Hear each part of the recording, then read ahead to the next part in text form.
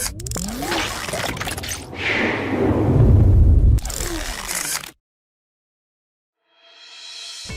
create company details, you can click Setup. Go to Company Master tab. There will be two sub-tabs, namely Add Company Details and Add Company Logo. Click on the Add Company Details tab, then, click New Company at the top right icon. Continuing the action to add in the details of the company, one by one as being illustrated in the video. As you reach the signature column, one can view three checkboxes.